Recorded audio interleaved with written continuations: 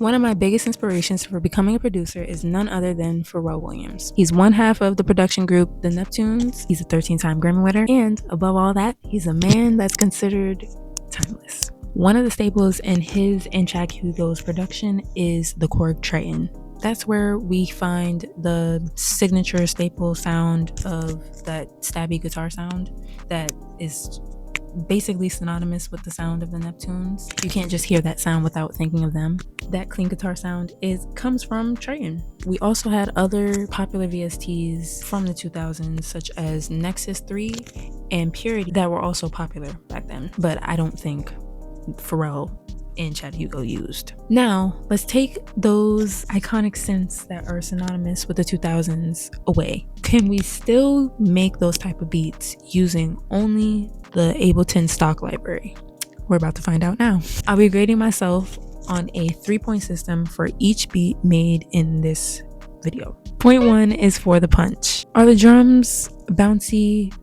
Do the drums capture the cadence of the same type of beats that were made in the 2000s, or are they too modern and or generic? Point 2 is for the melody.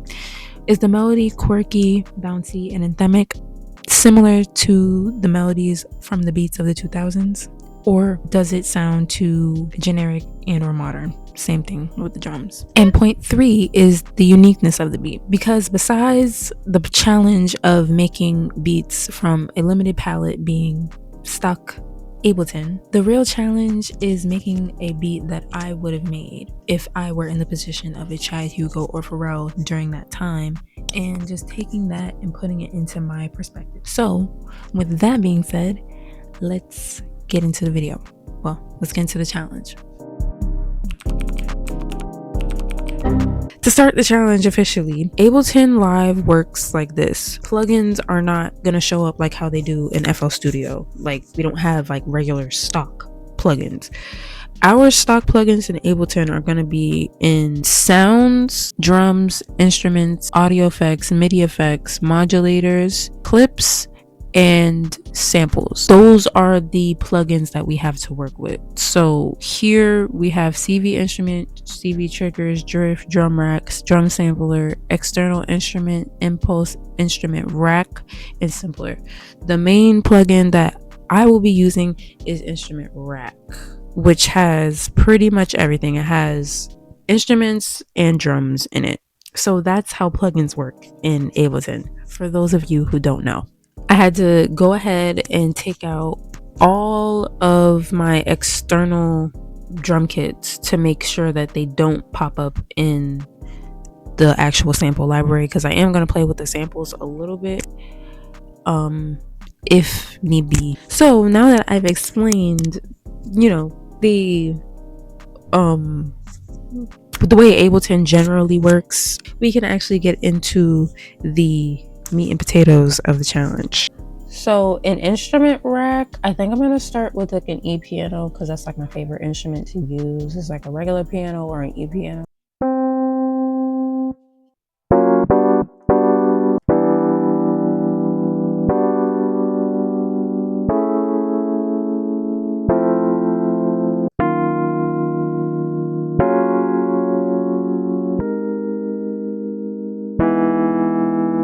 So now that I have my wonderful chord progression and stuff, I'm just gonna go ahead and probably build my drums now.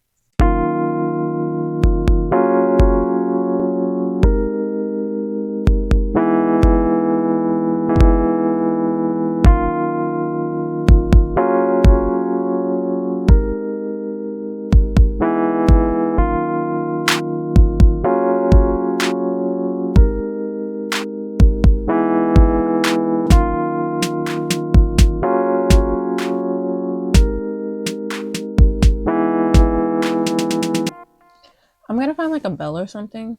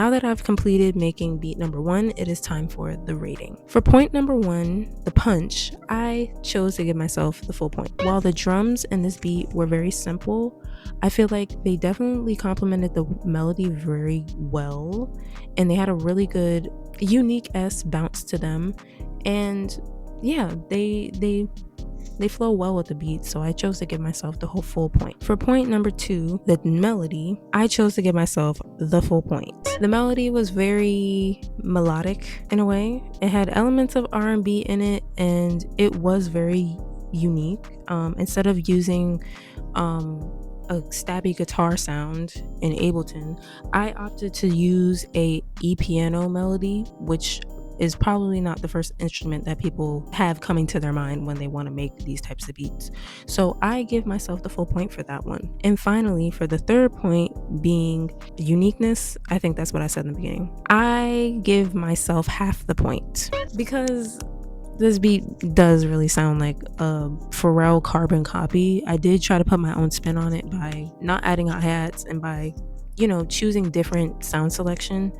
But it really does sound like a clone of Pharrell back then.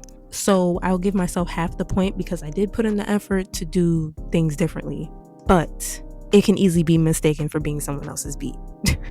Okay, so for beat number 2, I'm thinking about doing something that expands more on the strings that have like a very like whimsical effect.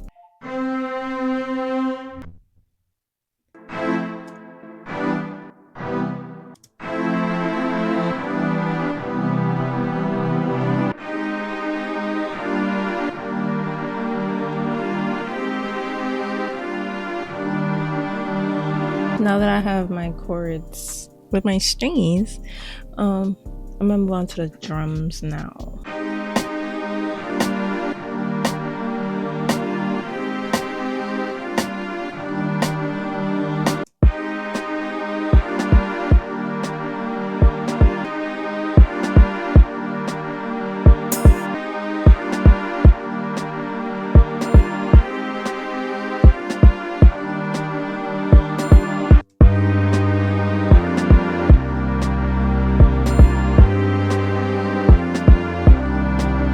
Since I don't like have like a vinyl scratch or anything, I'm gonna add like a shaker. That.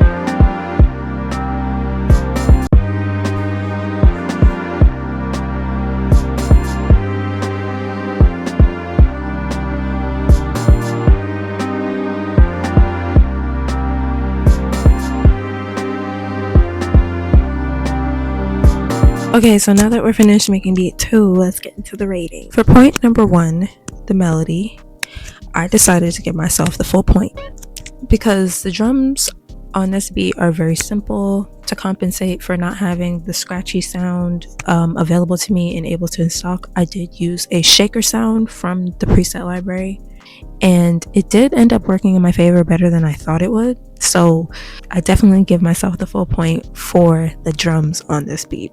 For point number 2, the melody, I decided to give myself the full point as well because the melody itself is very simple. It's romantic. It's very easy to rap or sing over. It doesn't have too much going on. Only 3 layers of melody, so I definitely give myself the point there. It does capture the essence of the time that I am trying to replicate. And for point number 3, the uniqueness, I give myself half the point again because I feel like it could be way more unique to me. I feel like realistically anybody could have came up with this melody, so I give myself half the point. Okay, and that was my challenge video for making 2000s beats from scratch using only the Ableton stock library. This challenge was very cool. I definitely did challenge my creativity a lot. I do see, and I've learned from this challenge, that like 2000s beats can be like my strong suit if I poured into it a little more. Because clearly, like, I'm not bad at it at all. I thought I would have done a terrible job. I did think that like all of the beats for this episode would have came out very generic, or like too modern. No, too modern is a better way to put it. But I am very happy with my efforts. I'm happy that I was able to finish this video flowing through. It took me a long time to finish this video, by the way. So yeah, if you did enjoy, thank you for watching. Make sure you comment, like, and subscribe. And I have more tuned in. I'm telling you, I'm gonna be more consistent with this, because this series, it doesn't just have potential, but it is growing to be something bigger and better than anything I could have ever thought it would be. So I'm definitely going to keep investing into it. But thank you for watching. I will catch you later. Deuces.